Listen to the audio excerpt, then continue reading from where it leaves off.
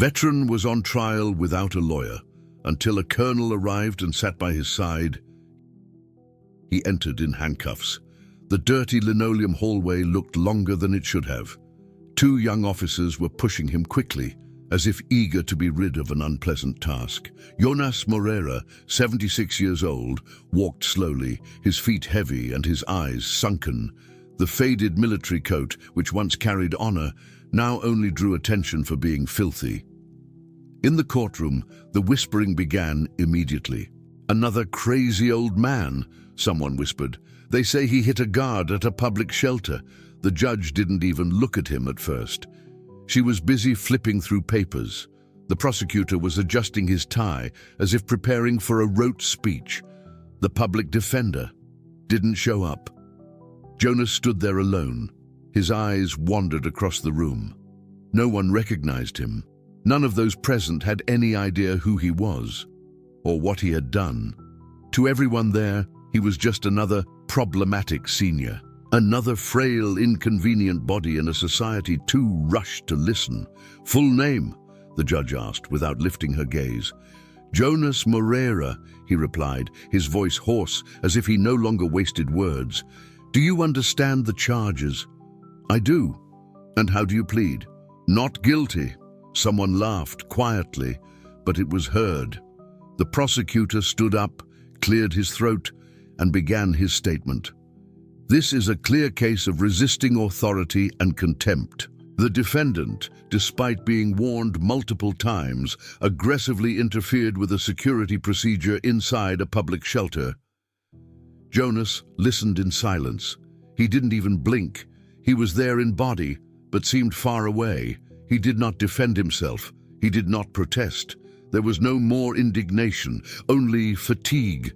Then the courtroom door burst open. All eyes turned to the uniformed man who strode in. He was tall, imposing, the kind of presence that makes an entire room straighten up. Without asking for permission, he walked to Jonas and took a seat beside him. "Who are you?" the judge demanded, irritation in her voice. The man looked her straight in the eye. His voice was clear and confident. "Major Gabriel Rocha. I am here to represent and defend Mr. Jonas Moreira." The prosecutor rose again. "Your Honor, this is irregular. That representation was not filed. It's not in the record." But the judge raised her hand. Silence fell. "Do you know the defendant?" The major turned to Jonas. He gently touched his shoulder, then looked back at the judge and answered, "I don't just know him. I owe him my life. This man taught me how to live." A silence swept through the room like lightning. Until then, Jonas had been just another old man. Now, suddenly, there was more. A hidden piece of history began to surface, and no one was prepared for what would follow. Jonas slowly turned his face toward Gabriel. The eyes that had been dull lit up for a moment.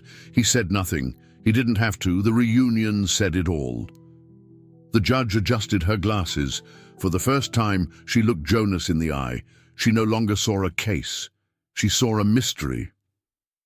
"Then let's do this properly," she said in a lower, more restrained tone. "Major Rocha, you have the floor." The folder hit the bench with a dry thud. Major Gabriel Rocha opened it calmly, saying nothing. The judge watched. The public watched too. No one knew what to expect. From inside the folder, he withdrew a plastic-sealed envelope, then a folded sheet of paper, yellowed with age. It was a handwritten letter on notebook paper. The judge took the envelope, flipped through it in silence.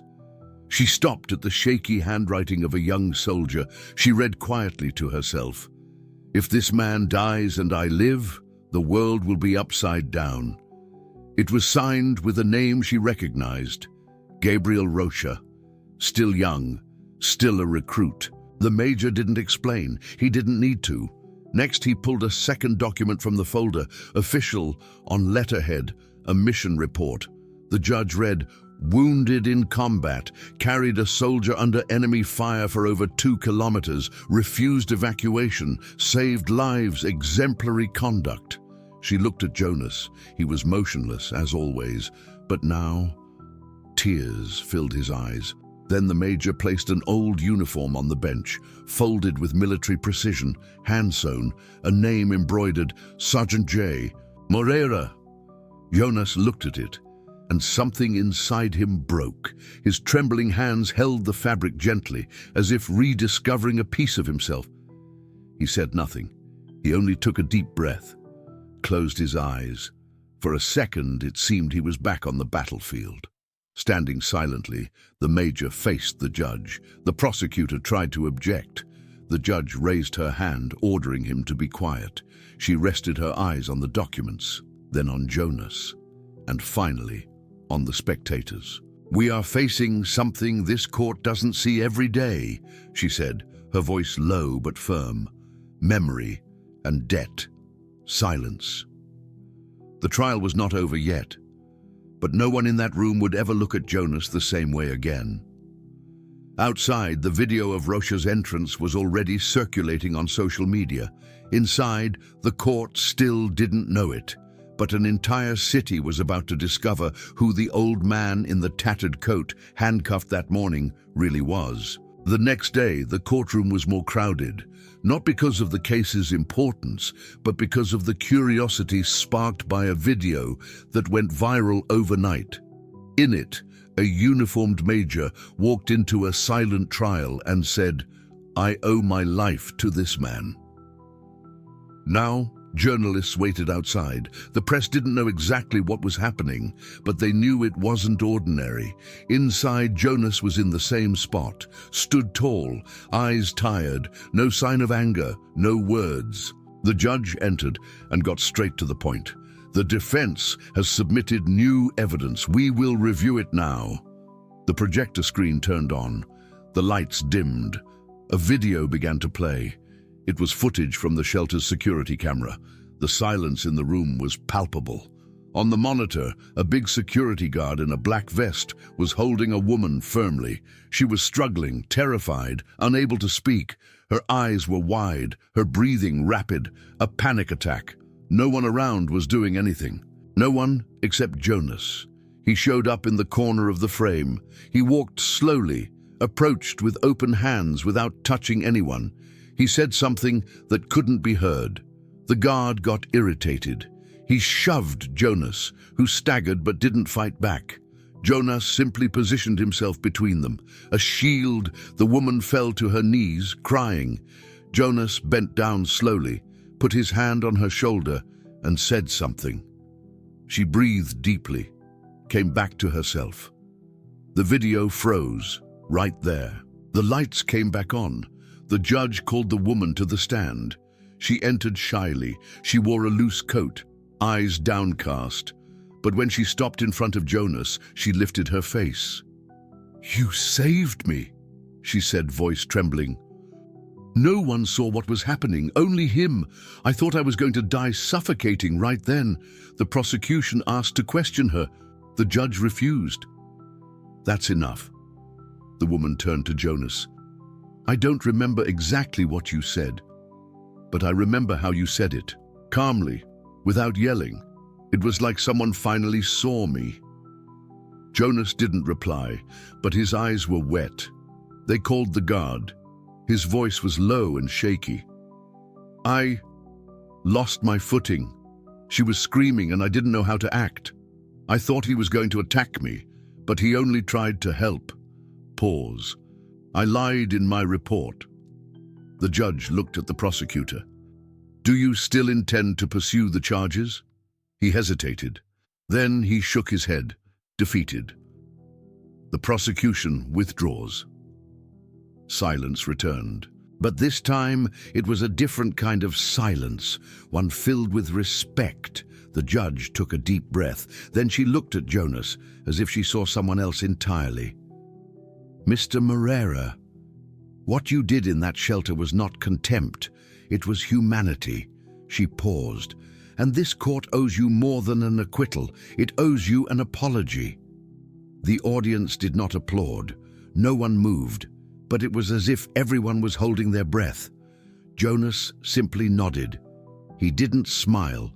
He didn't react. But for the first time, He no longer seemed invisible. The folder arrived before the session began. It was handed directly to the judge, under official seal. The Defense Department's emblem on the cover. No writing on the outside, only one name, Jonas Moreira. She didn't open it immediately. She set it aside, as though it was something sacred. When the hearing resumed, Jonas was already seated. But something was different. In the first row, there were men sitting in silence, some in ceremonial uniform, others in dark suits, posture straight, gaze fixed. They didn't say anything.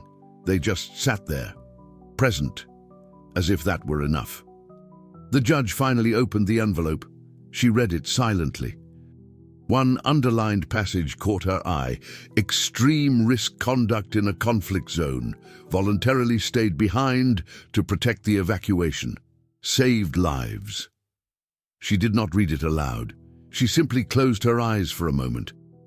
She called one of the men in front. Tall, graying, medals on his chest. He walked slowly to the center of the room and stopped in front of Jonas. He looked at him. Neither of them said a word. The man simply took a folded photograph from his pocket. From a distant time. He handed it over in silence. Jonas took it. His fingers took a moment to close around the paper. It was a faded image, stained by time. A group of soldiers in the jungle. One of them was smiling, wounded, with his arm around another's shoulder. The other was Jonas. He traced his thumb over the face in the photo. Then, over his own. The room was in absolute silence. The judge asked nothing more. She just watched. Another man stood up. He carried a blue box. He opened it slowly. Inside was a gold medal, old but never awarded. The judge nodded. He walked over to Jonas, placed the medal before him, but did not try to pin it on him. Jonas did not touch it. He just looked at it for a long moment, as if seeing something he had lost inside himself. In the back row, someone rose, then another, and another. There were no applause, no words, just a silent gesture that spread through the entire room. Everyone stood up, even the prosecutor. Jonas bowed his head, hands in his lap. The uniform folded beside him, eyes misty. He didn't ask for any of it. But for one moment, he did not feel alone anymore. The next morning, Jonas didn't go to the courthouse. The chair was empty, but his presence was impossible to ignore. Outside, lines had formed, not out of obligation, but out of respect. At the courthouse entrance, someone taped a sheet of printer paper to the wall. Handwritten, he didn't shout, he acted. Inside, the main hallway now displayed photos. Images recovered from old missions, forgotten news reports, black and white records. No titles, no decorations, just silence and history. The judge entered without her robe. Her face was tired but resolute. She stood at the front, facing the packed room. The case against Jonas Moreira has been closed, but this matter is still open, in all of us. She pointed to the screen behind her. The shelter video began playing again, but this time the footage paused on specific moments. Jonas's trembling hand raised in a gesture of peace. The woman's lost gaze. The security guard's shove. The courtroom's silence. The judge didn't narrate. She didn't explain. She simply let the images speak. In the front row, the prosecutor straightened his posture. The same man who, days earlier, had demanded the maximum sentence. Now he stood up. He walked to the center aisle, stopped, looked at the judge, then at a camera discreetly filming. He said only one line. The mistake wasn't just in the report. It was mine, and it was ours. He returned to his seat, head bowed. The courtroom didn't erupt in applause. It didn't need to. Next, a man from City Hall entered. He wore a simple suit and carried a document. He walked to the judge, handed her the paper, and left without a word. She opened it, read silently, then announced, "The shelter where it all happened will be renovated. and it will get a new name. Jonas Moreira Welcome Center. Not as an honor, but as a commitment. The emotion in the room didn't come in the form of tears.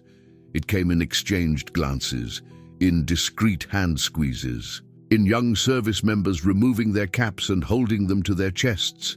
In the back row, a woman rose slowly. It was her, the woman from the shelter. She walked to the front without warning, stood before the room, didn't speak. She simply took an old, crumpled handkerchief from her pocket. Inside it was a plastic pin, childish-looking, broken.